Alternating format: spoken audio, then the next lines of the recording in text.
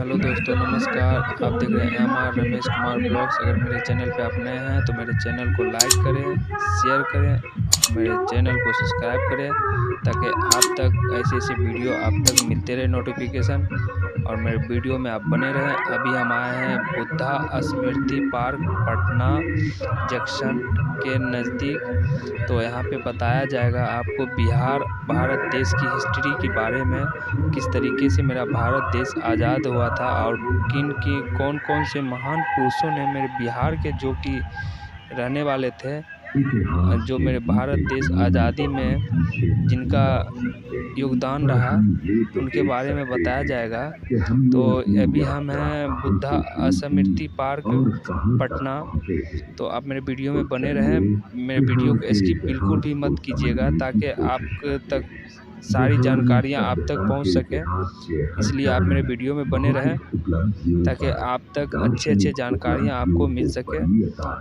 और इस वीडियो को अगर अच्छा लगे तो ज़्यादा से ज़्यादा शेयर करें ताकि और भी लोगों तक यह वीडियो पहुंच सके, जो कि बहुत ही खूबसूरत जगह है। तो यहाँ पे आप कभी भी आएंगे तो यहाँ पे 20 रुपीज़ एंट्री चार्जेस है, टिकट है। और यहाँ पे 6 बजे से 7 बजे तक चलाया जाता है लेज़र शो, जो कि आप यहाँ पे वाटर लेज़र शो है।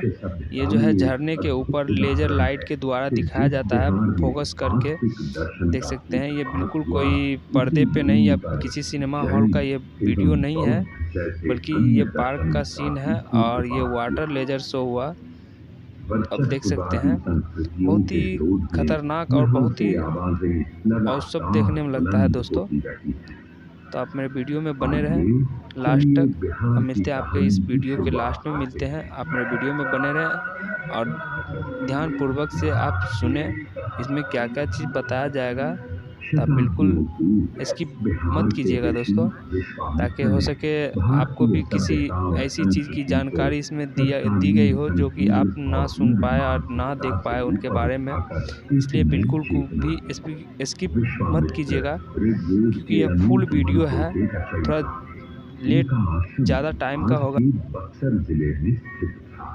राम और लक्ष्मण को लेकर उत्तर बिहार में स्थित विदेह की सीता से मिलाने का काम विश्वामित्र ने भी किया। लोग जब अपने जीवन के सच, औचित्य, संवेदना और विडंबनाओं का प्रतिबिंब किसी व्यक्तित्व में पाने लगते हैं तो उससे हद तोड़कर जुड़ने लगते हैं। सीता एक ऐसा ही व्यक्तित्व लेकर पैदा हुई। सीता ने अपने व्यक्तित्व से संपूर्ण नारी जगत को वो विश्वास दिया जहां उसे कभी अग्नि परीक्षा नहीं देनी होगी। बिहार की कहानी को थोड़ा आगे बढ़ाते हुए महाभारत काल में आते हैं। इस काल के दो महान योद्धाओं को याद कर लेना जरूरी है। पहले मगध के जरासंध और दूसरे अंगराज कर्ण, जो कि वर्तमान भागलपुर जनपद के राजा थे। भागलपुर में कर्ण का किला पुरातात्विक धरोहर के रूप में आज भी मौजूद है। चूंकि कर्ण किसी राजघराने के वारिस नहीं थे, इस कारण उन्हें पद पद पर अपमान का घूंट पीना पड़ा था। वो एक महान धनुर्धर होने के साथ साथ महादानपति भी थे और इस व्रत की रक्षा में भी उन्हें जान गंवानी पड़ी थी।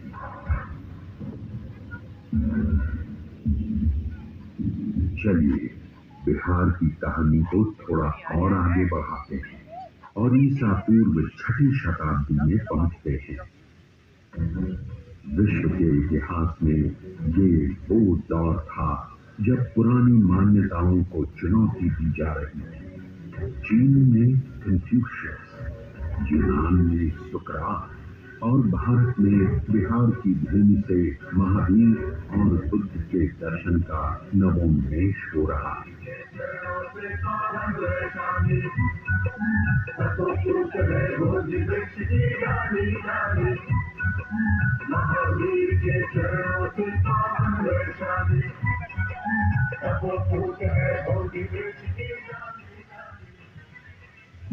भगवान महावीर राजघराने में जन्म लेने के बावजूद बचपन से ही सांसारिक जीवन से विरक्त रहना चाहते थे। 30 साल की उम्र में वे घर छोड़ जंगलों में विचरने लगे और 12 वर्ष की कठिन तपस्या के बाद उन्हें आत्मज्ञान प्राप्त हुआ। इसके बाद उन्होंने पैदल घूम घूम कर लोगों को अहिंसा का पाठ पढ़ाया और जीने का तरीका बताया। उनका एक प्रमुख दर्शन था अनेकांतवाद। इस दर्शन के अनुसार सच को देखने का सबका अलग अलग नजरिया होता है और जब तक हम सत्य को हर एक नजरिए से परख नहीं लेते तब तक संपूर्ण सत्य को नहीं समझ सकते। जब महावीर स्वामी केवल ज्ञान की शिक्षा दे रहे थे, लगभग उसी समय एक और महापुरुष सिद्धार्थ गौतम मगध के जंगलों में ज्ञान प्राप्ति के लिए घोर तपस्या में लीन थे। इतिहास इस बात पर मौन है, पर हो सकता है महावीर और सिद्धार्थ गौतम मगध के जंगलों में एक दूसरे से मिले होंगे। आज से ठीक 2600 साल पहले वो भी क्या दृश्य था जब सिद्धार्थ गौतम ने गया से 15 किलोमीटर की दूरी पर निरंजना नदी के तट पर पीपल के वृक्ष के नीचे अंतिम ध्यान किया था।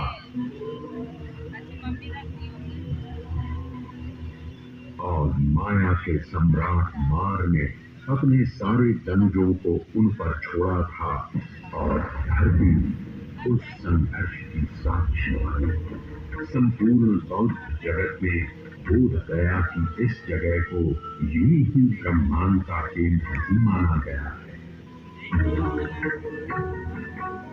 बुद्ध ने बताया कि 2 अतिभाव हैं, एक तरफ जीने का भोग और दूसरी तरफ आत्मदम। एक है खाओ पियो और मौज करो क्योंकि कल मृत्यु है। दूसरा कहता है सारी इच्छाओं को मार डालो क्योंकि इसी के कारण पुनर्जन्म लेना पड़ेगा। उन्होंने इन दोनों रास्तों को छोड़ने को कहा। वे मध्यम मार्ग के विश्वासी थे, जो न प्रवृत्तिवाद है न निवृत्तिवाद। अब हम बात करते हैं मगध के राजा बिंबिसार की। ईसा पूर्व 6वीं शताब्दी में देश छोटे छोटे जनपदों में बटा हुआ था, पर बिंबिसार के नेतृत्व में पहली बार मगध एक साम्राज्य के रूप में विकसित हुआ। जैन और बौद्ध दोनों राजा बिंबिसार को अपने करीब मानते थे। इन्हीं दिनों गंगा के उस पार वैशाली में लिच्छवियों का गणराज्य स्थापित था। वहां की आम्रपाली अपनी सुंदरता, नृत्य कला, गायन वादन के लिए विश्व प्रसिद्ध थी। भरपूर वैभव के बावजूद उसने बुद्ध की शिष्या बनना स्वीकार किया और अपनी संपत्ति संघ को दान में दे दी।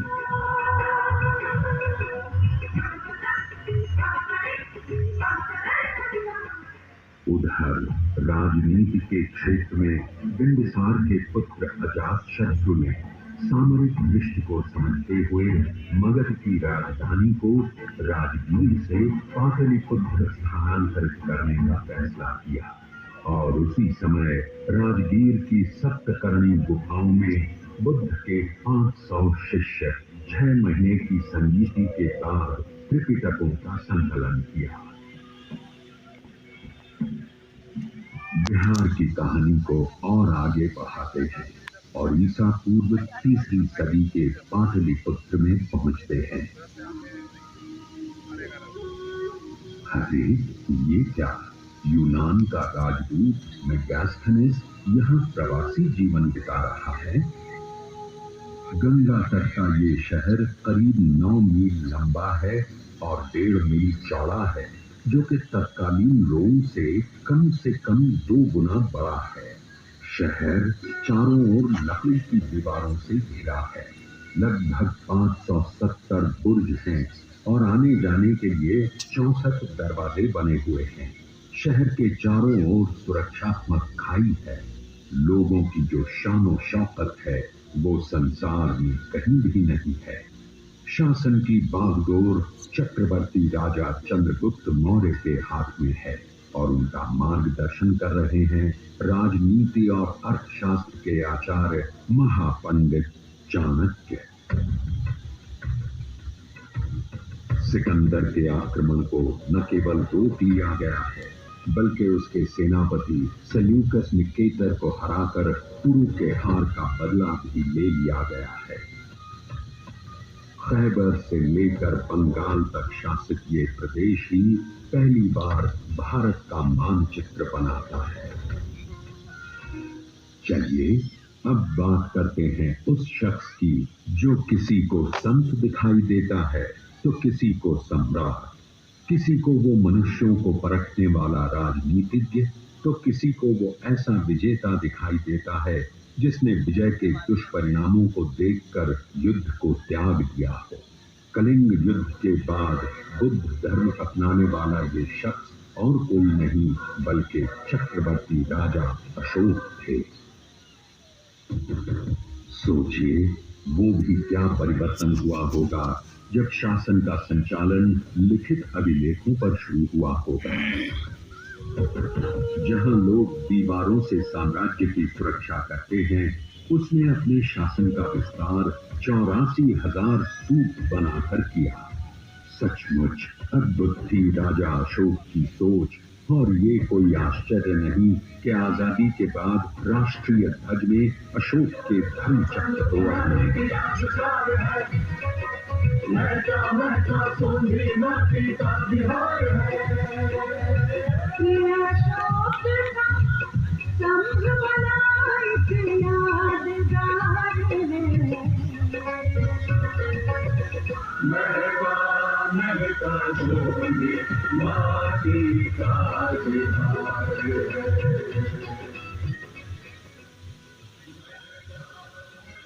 तो ये रही बिहार की ईसा पूर्व की कहानी। अब हम चलते हैं प्रथम शताब्दी के उस काल में जब वाल्मीकि रामायण का पुनर्गान और महाभारत का पुनर्पाठ हो रहा था। वैदिक संस्कृत, पाली तथा प्राकृत मरणासन्न दौर में पहुंच चुकी थी और महर्षि पतंजलि लौकिक संस्कृत का अभूतपूर्व विकास कर चुके थे। मजे की बात यह है कि संस्कृत का केंद्र अब तक्षशिला से हटकर मगध आ गया था। अब संस्कृत यहाँ के विहारों में ज्ञान का माध्यम हो चुका था। गणित, विज्ञान, चिकित्सा सब कुछ संस्कृत में थे। सिल्क मार्ग का विकास हो चुका था और एशिया के विभिन्न देशों से लोग यहाँ पीछे चले आ रहे थे। 5वीं सदी में पाहियान मगध आते हैं और अपनी डायरी में लिखते हैं कि यहाँ के शहरों में खूब बरकत है, लोग दान दक्षिणा में आगे हैं, मृत्यु दंड प्रचलित नहीं है। बौद्ध और हिंदू धर्म एक साथ फल फूल रहे हैं। और अब बात करते हैं पाटलिपुत्र से 30 किलोमीटर की दूरी पर अवस्थित उस जगह की जिसे आज तरेगना कहते हैं। 5वीं सदी में खगोल एवं गणित के प्रकांड पंडित आर्यभट्ट तारों को गिन रहे हैं। सूर्य ग्रहण और चंद्र ग्रहण की गुत्थी सुलझा रहे हैं। पृथ्वी के अपनी धुरी पर स्नान कर रहे हैं और उसकी परिधि नाप रहे हैं। अब राहु केतु के चांद सूरज ग्रसने की बात झूठ सिद्ध हो रही है। अब बात करते हैं एक और भट्ट की। सोन नदी के तट पर बालुका राशि में खेलता बाण भट्ट संस्कृत साहित्य का महान नाटककार, गद्यकार हर्षवर्धन के दरबार का मणिमाण बना हुआ है। अरे ये क्या, 7वीं सदी का दृश्य देखिए।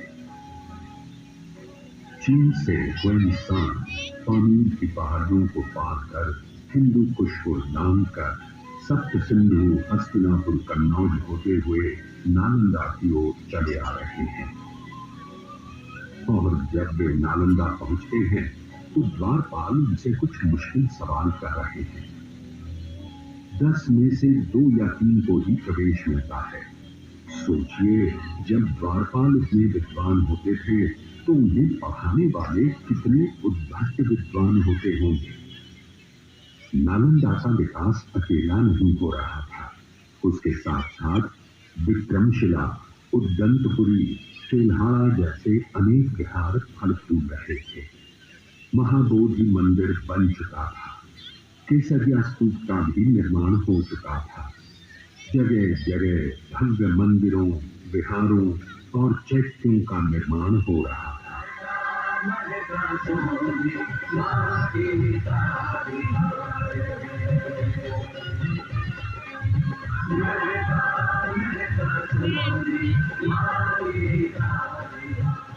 और ये देखिए 9वीं सदी का दृश्य, जब आदि गुरु शंकराचार्य दक्षिण भारत से चलकर मंडन मिश्र से मिलने सहरसा के महिषी गांव की ओर चले आ रहे हैं। लोगों को क्या आनंद आया होगा जब सन्यास और गार्हस्थ्य धर्म के द्वंद्व पर इन दोनों विद्वानों के बीच कई दिनों तक बहस चली होगी। और इस शास्त्रार्थ की निर्णायक भूमिका कोई और नहीं बल्कि मंडन मिश्र की पत्नी भारती निभा रही थी।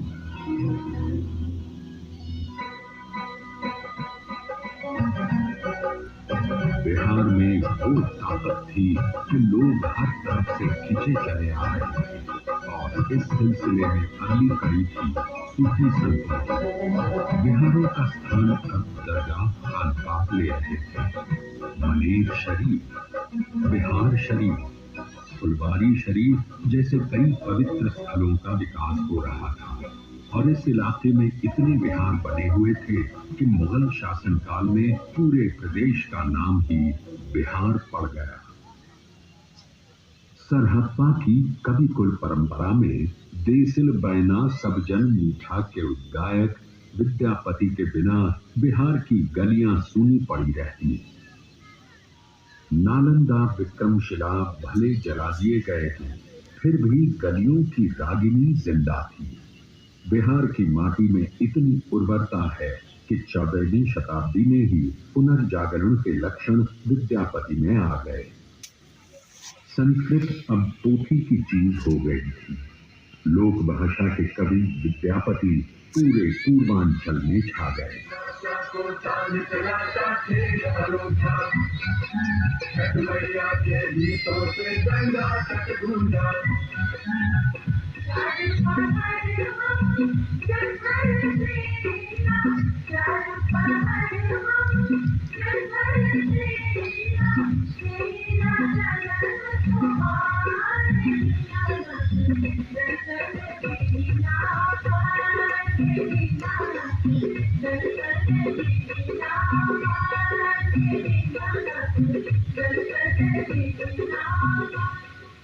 चलिए अब बात करते हैं बिहार के उस लाल की जिसने 16वीं शताब्दी में दिल्ली की सल्तनत पर अपना परचम फहराया। वो न केवल युद्ध कौशल में महारत हासिल किए हुए था, बल्कि उससे भी ज्यादा कुशल शासन प्रबंधन था। उसकी सुदृढ़ शासन व्यवस्था का लाभ न केवल हुमायूं और अकबर को मिला, बल्कि अंग्रेज शासन को भी मिला।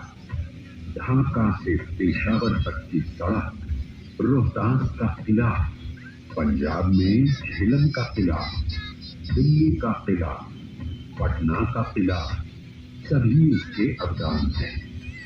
ये कोई और नहीं पर शेर शाह सूरी थे। उसने देश में पहली बार चांदी से बने मानक रुपयों को चलाया और ये रुपए बाद में चलकर भारतीय उपमहाद्वीप के देशों की आधिकारिक मुद्रा बने।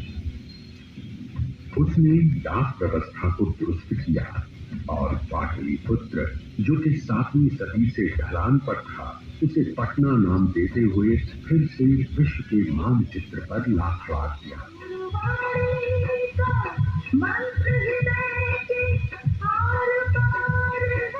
पटना में जन्मे गुरु गोविंद सिंह उस वक्त पटने में ही सूफी संत बीठन गाते हैं और उनके नाम आज भी बीठना पहाड़ी मोहल्ला है।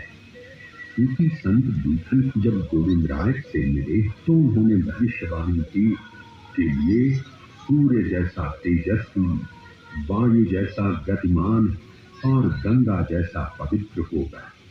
और गोविंद राय ने बचपन में ही मगध के इतिहास का संपूर्ण व्यक्तित्व धारण कर लिया। ज्ञान, कर्म और भाव का संपूर्ण समन्वय।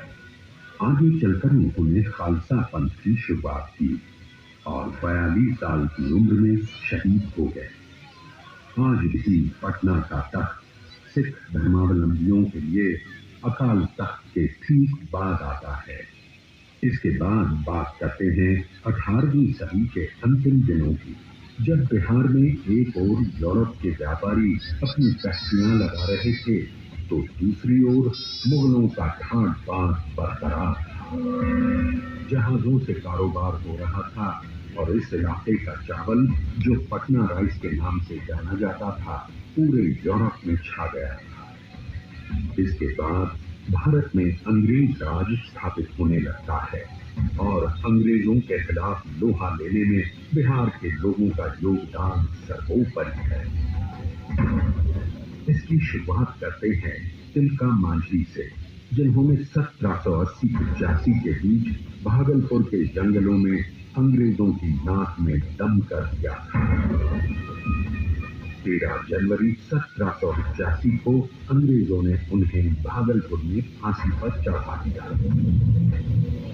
और 1857 में बाबू कुंवर सिंह ने अंग्रेजों के विरुद्ध छापामार युद्ध करते हुए 80 वर्ष की उम्र में जिस रण कौशल, शौर्य, नेतृत्व और धैर्य का परिचय दिया, वो बिहार के इतिहास की विरासत है। वे बिहार के लोकमानस में महानतम वीर सेनानी है। बाबू कुंवर सिंह की मौत के बाद शुरू हुआ बिहार का शोषण। एक तरफ जमींदारी प्रथा, दूसरी ओर सामंती व्यवस्था और तीसरी ओर अंग्रेजों द्वारा बिहार एवं बिहारियों की उपेक्षा। बिहारियों को न केवल राजकीय नौकरी से वंचित रखा गया, बल्कि यहाँ आधुनिक शिक्षा और आधारभूत संरचना का विकास भी नहीं किया गया। बिहार के लोग बस ताकतवर मजदूर बनकर रह गए। उधर इंग्लैंड में अफ्रीकी गुलामी को खत्म कर दिया गया था, पर उनको अपने उपनिवेशों को चलाने के लिए सस्ते मजदूरों की आवश्यकता थी। अपनी चालाकी दिखाते हुए अंग्रेजों ने 5 वर्ष का एग्रीमेंट करवाकर बिहार के मजदूरों का निर्यात प्रारंभ किया। क्या सूरीनाम, क्या ब्रिटिश गयाना, क्या दक्षिण अफ्रीका, क्या मॉरिशस और क्या फिजी, कहां नहीं भेजा गया बिहार के मजदूरों को।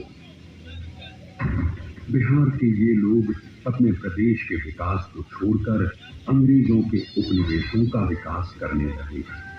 कुछ मर गए, कुछ बच गए, सब एक दूसरे से पिछड़ गए।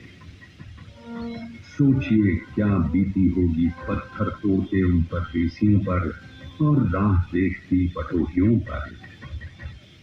हालांकि एक खुशी की बात बता दूं कि बिहार के ये लोग अपनी मेहनत की बदौलत न केवल आगे बढ़े, बल्कि वहां के शासन की बागडोर भी संभाली।